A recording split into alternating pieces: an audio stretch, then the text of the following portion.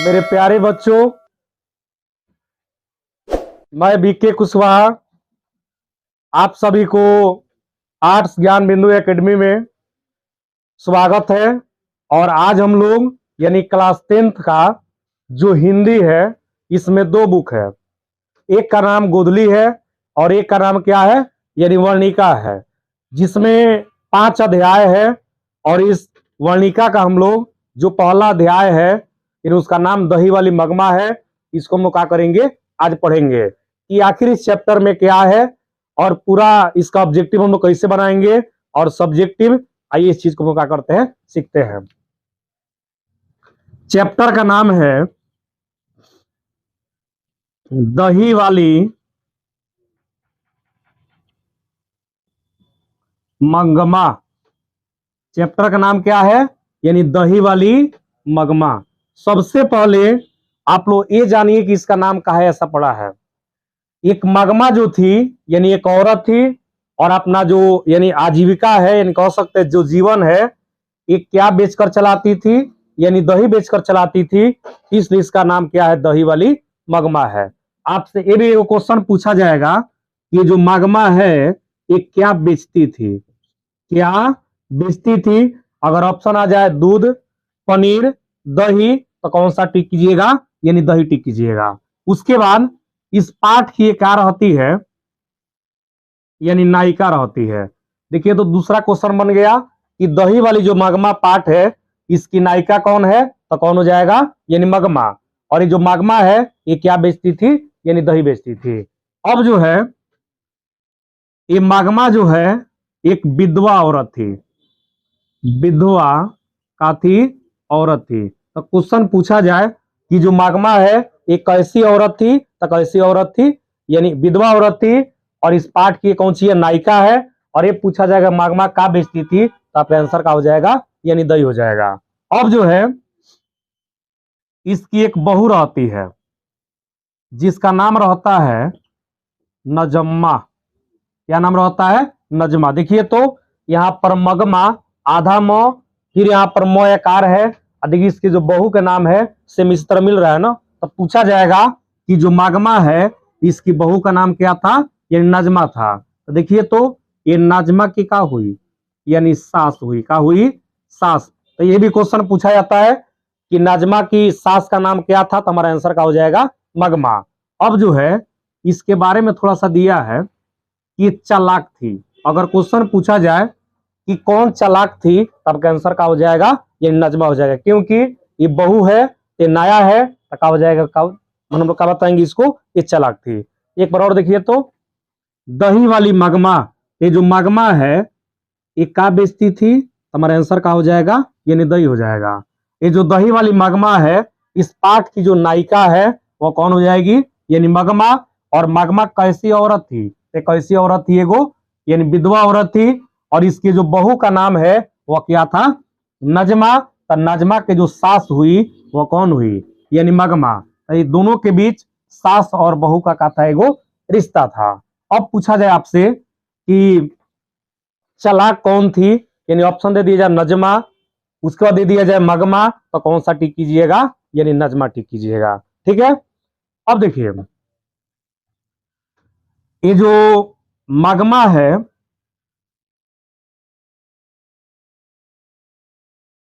यह वेंकटपुर के रहने वाली थी। तो क्वेश्चन पूछा जाएगा कि मगमा का जो घर था, यानी इसका एक घर है, तो पूछा जाए कि मगमा के घर कहाँ था, तो आपका आंसर क्या हो जाएगा, वेंकटपुर। लेकिन यह वेंकटपुर से यानी 3 किलोमीटर, 3 किलोमीटर का मतलब ये हुआ एक कोस, यानी 3 किलोमीटर ही चलकर एक बेंगलुरु जगह है, बेंगलुरु, यहां पर जाती थी। और ये क्या करने जाती थी, यानी दही को बेचने जाती थी। तो क्वेश्चन पूछा जाए कि मगमा अपना दही ले जाकर कहां बेचती थी, तो आपका आंसर क्या हो जाएगा, बेंगलोर में। और ये कहाँ की रहने वाली थी, इसका घर कहाँ था, तो क्या हो जाएगा, वेंकटपुर। ये भी क्वेश्चन पूछा जा सकता है कि मगमा कितना दूर जाकर दही बेचती थी, तो हमारा आंसर क्या हो जाएगा, 3 किलोमीटर, यानी कह सकते हैं कि एक कोस। अब देखिए ये जो दही को बेचती थी यह बारी पर बेचती थी। किस पर बेचती थी? यानी दही को किस पर बेचती थी? तब बारी पर।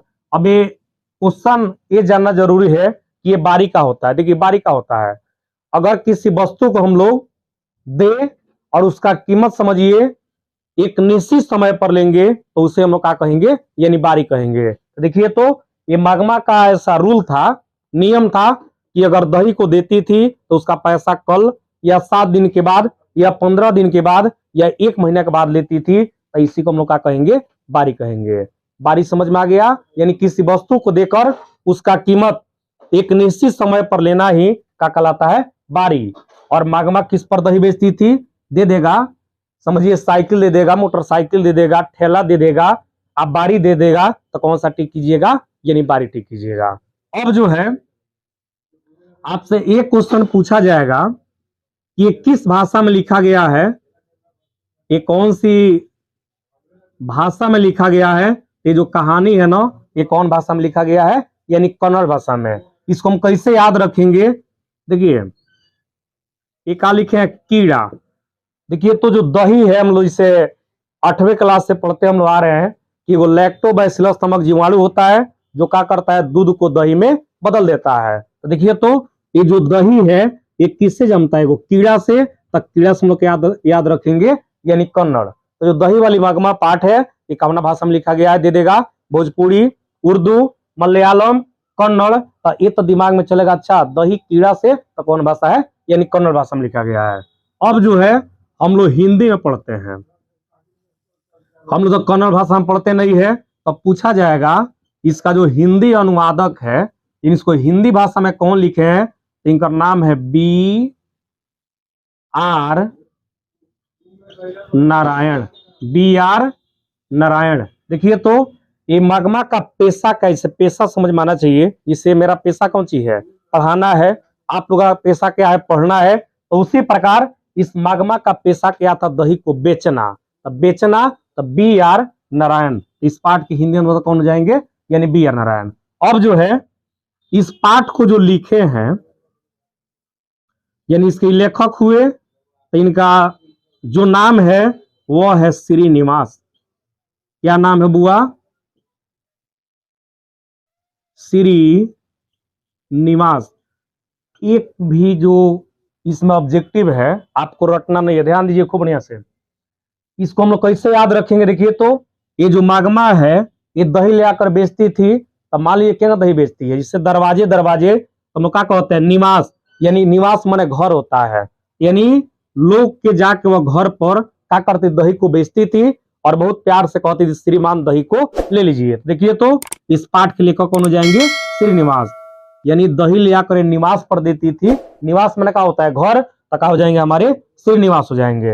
अब जो है इनका जन्म दिया है, जन्म, तो इनका जो जन्म है 6 जून 1891 में कर्नाटक के कोलार में हुआ था।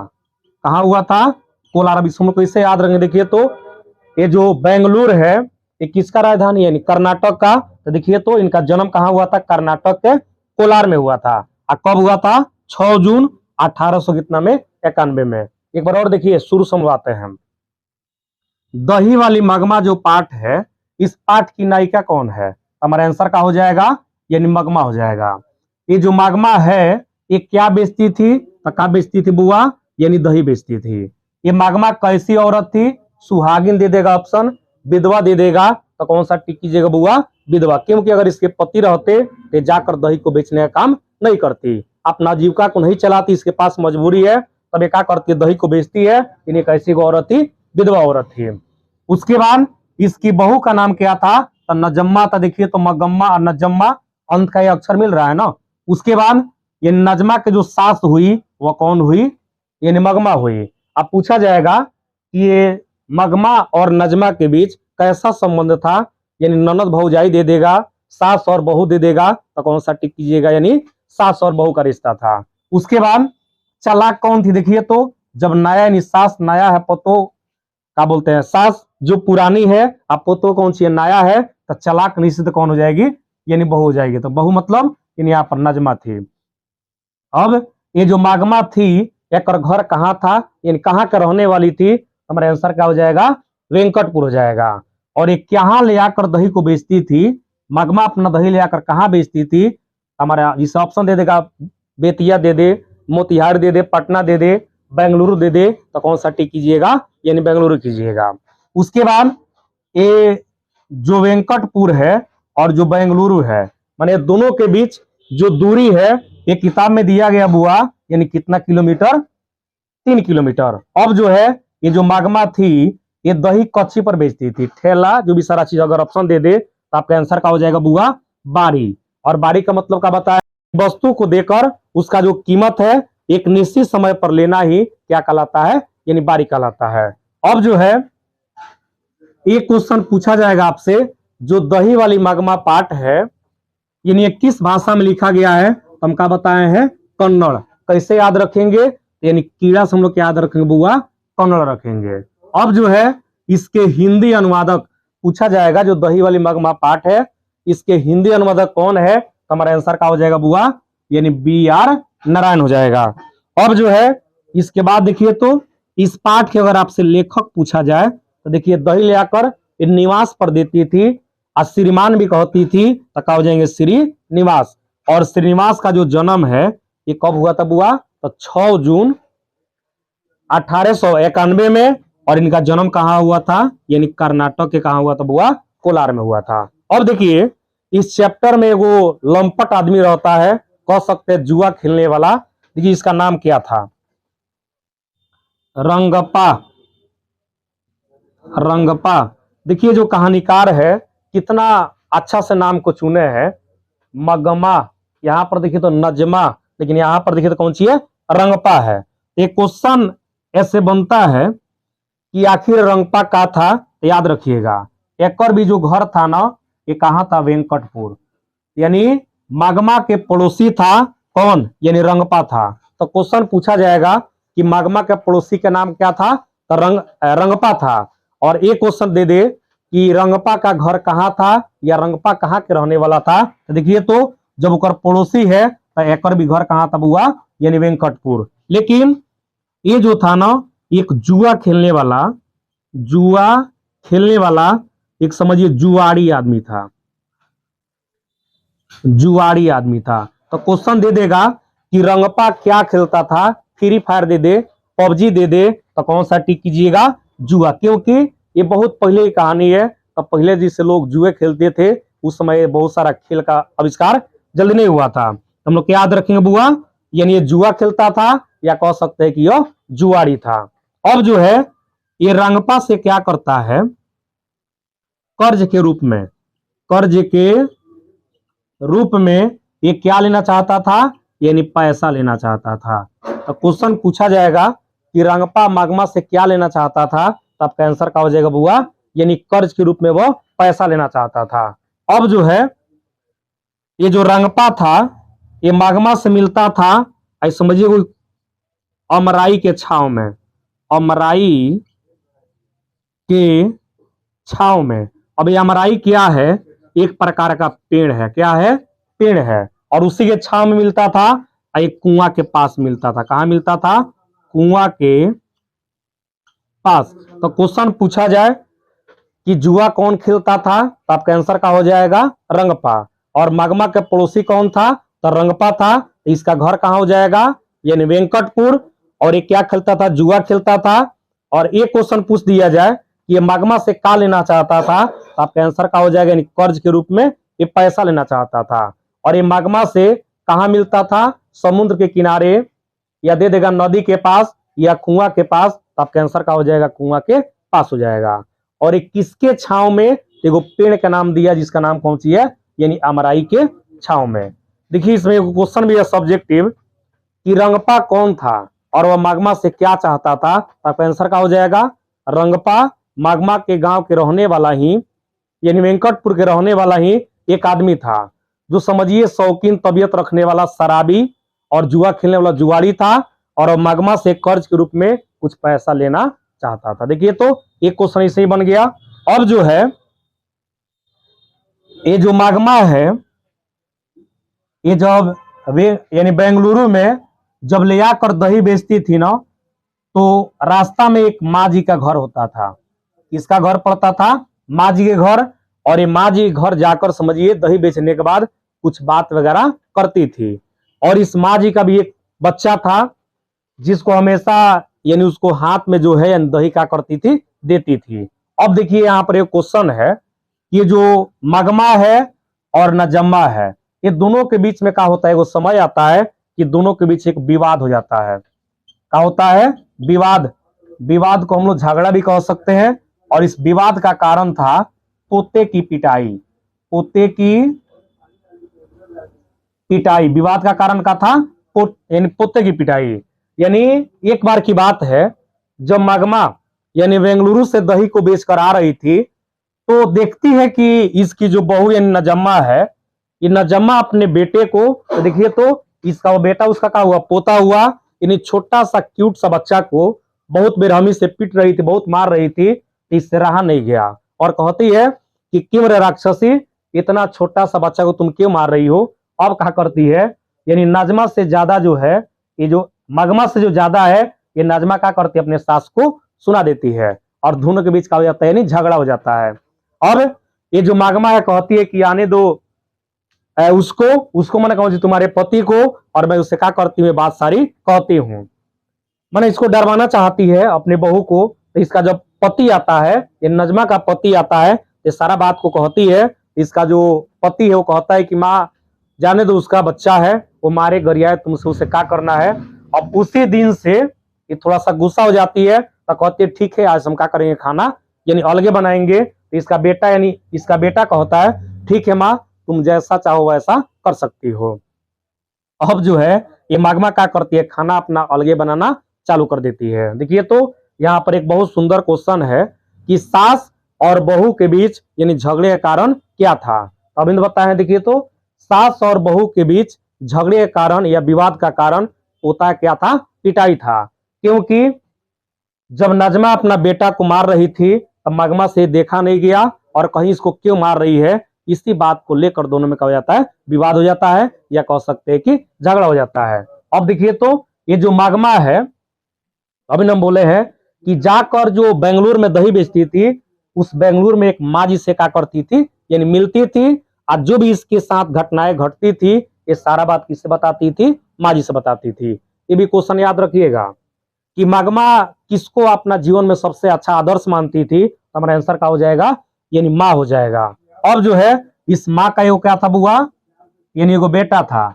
अब यह जब उसके बेटा को देखती है बहुत, क्योंकि ये माँ करके इसके पास हमेशा रहता है, माँ के पास बड़ी चिल्लाता है। तो ये कहती है कि माँ जी ठीक से इसको देखना, नहीं तो जो बेटे है ना, अभी छोटा है तो माँ कह रहा है, अगर बड़का हो जाएगा, इसका शादी जब हो जाएगा तो तुमको पहचानना भी क्या कर देगा? इनकार कर देगा।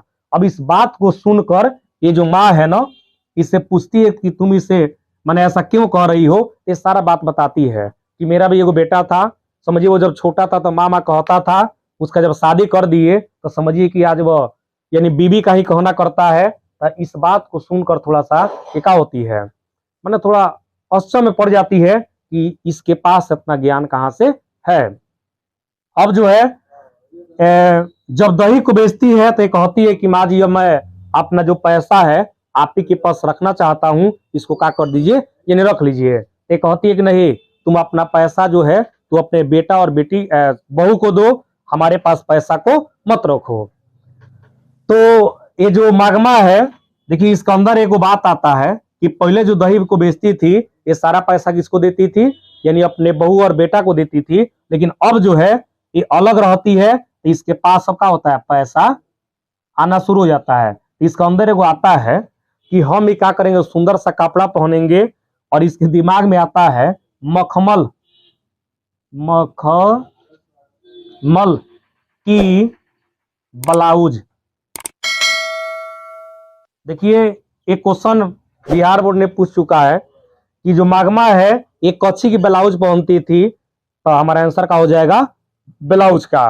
और किताब में दिया है ये जो ब्लाउज है, एक ब्लाउज का जो खर्चा है यानी खर्च, वह कितना रुपया आता था? वो यानी 8 से 9 रुपया इसका क्या आता था? यानी खर्च आता था। तो पूछा जाए कि मगमा क्या पहनती थी तो क्या हो जाएगा, मखमल के ब्लाउज हो जाएगा। अब देखिए, जब एक बार ये रास्ता में जो रंगपा है ये मगमा को जो परेशान करता है पैसा के लिए, और वो पैसा के दौरान जो है एक मगमा का वो जो बाह होता है ना, यानी हाथ जो होता है ये पकड़ लेता है, जिसकी जानकारी किसको होती है, नजमा को।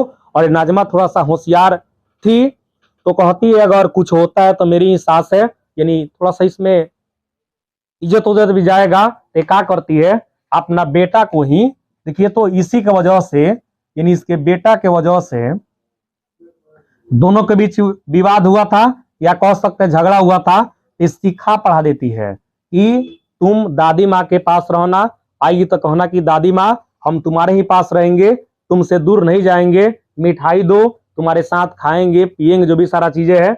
अब जो है जब सिखा देती है तो ये जब दही को बेच कर दूर से आती है, ये क्या करता है, सेम उसी तरह बेटा क्या करता है, हरकत करता है, अपने दादी माँ के पास जाता है, गोदी में जाता है और कहता है माँ मिठाई दो, जिससे क्या होता है इसका दिल का हो जाता है, पिघल जाता है, और फिर जो इसका परिवार है क्या हो जाता है, वापस में मिल जाते हैं। तो यहाँ पर भी क्वेश्चन है कि बहू ने सास को मनाने के लिए कौन सा तरीका अपनाया, तो क्या लिखिएगा, बहू ने सास को मनाने के लिए खुद अपने बेटे का हूं, मैंने बेटा को ही मोहरा बनाई और सिखा पढ़ा दी कि अगर दादी माँ आती है तो कहना हम तुम्हारे पास रहेंगे, खेलेंगे, मिठाई दो, खाएंगे, जिसकी वजह से इसका क्या होता है, दिल पिघल जाता है, यानी उसको अपनाने के लिए खुद अपने बेटा को क्या करती है, ये मोहरा बनाती है।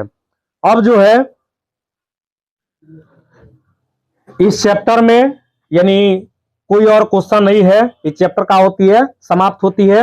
एक बार और थोड़ा सा ध्यान से देख लीजिए, दही वाली जो मगमा पाठ है, इस पाठ की नायिका कौन है, मगमा है। मगमा क्या बेचती थी बुआ, पका हो जाएगा पनीर, नहीं दही होगा। उसके बाद एक कैसी औरत थी, एगो विधवा औरत थी।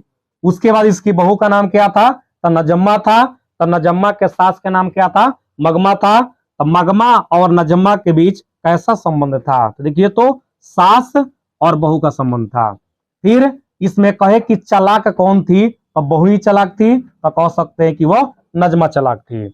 उसके बाद ये जो मगमा है इसका घर कहाँ था, तो वेंकटपुर, और दही को ले आकर कहाँ बेचती थी, तो कहाँ दे देगा, यानी बेंगलुरु में। और वेंकटपुर से जो बेंगलुरु की दूरी है वो कितना किलोमीटर था बुआ, यानी 3 किलोमीटर था।